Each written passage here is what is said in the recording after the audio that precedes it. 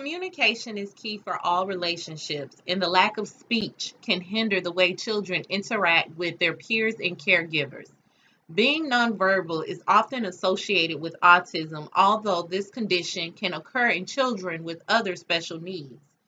Finding adaptive ways to communicate and play with your nonverbal children can help possibly stimulate speech or facilitate cognitive growth. Communication for nonverbal children is a struggle. When a child cannot verbalize his basic needs or wants, it can be frustrating for both the parent and child. Typical motor communication involves reaching for an object or taking a person to an object. Practice these motor communication skills by placing food in a clear jar and putting it within reach of your nonverbal child. Watch how your child communicates. He might tap the jar or put your hand on the jar to say he wants the food. Reinforce the motor behavior by giving your child the food. Instead of pointing to an object in the distance, actually touch the object to make it more concrete for the nonverbal child. Pair pointing with a verbal statement with an exaggerated tone. The nonverbal child is much more likely to pick up on his own on this communication. Sorry. In general, use more visual stimuli as visual communication is more meaningful and motivating to children with autism. Other means of providing visual cues include using communication apps or picture books that show images of a given object.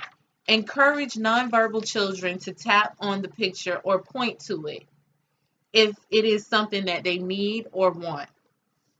Play is important for all children, including those who are nonverbal.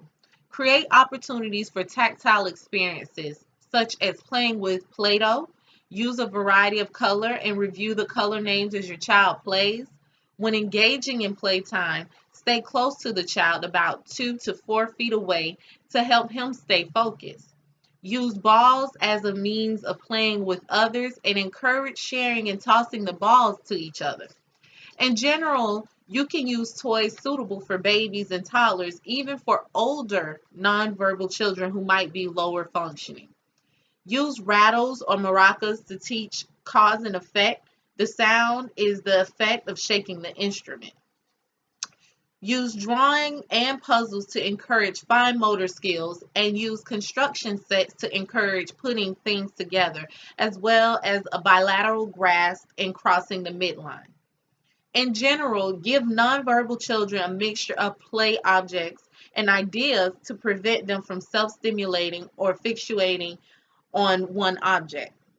Use a variety of toys, including balls, bean bags, Legos, dolls, drawing tools, hula hoops, marbles, water beads, musical toys, puppets, swings, slides, water tables, silly putty, sensory blocks, sensory boxes, blocks, Play-Doh, and books.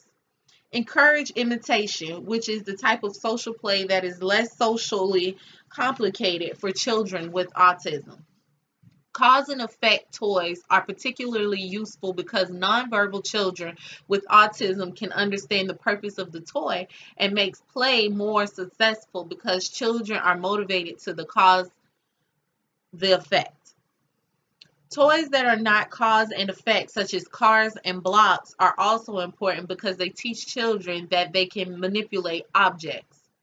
Great activities for play with a nonverbal child can include sorting and matching.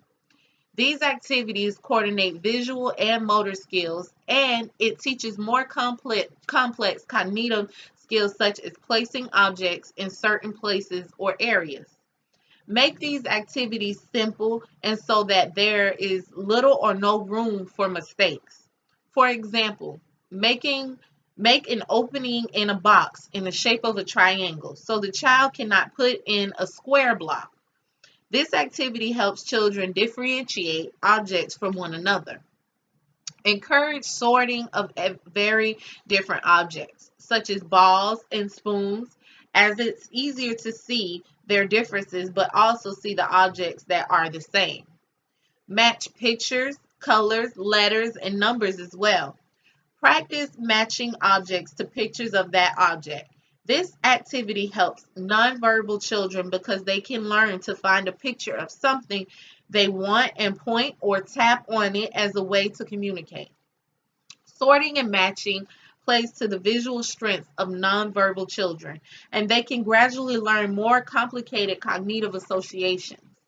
Academic concepts can be taught through sorting and matching. You can always give a verbal label to the visual stimuli as well. So children begin to associate words and vocabulary with objects. Use simple words, for example, like ball. As you can see, it's easier to remember than tennis ball, and it keeps it consistent.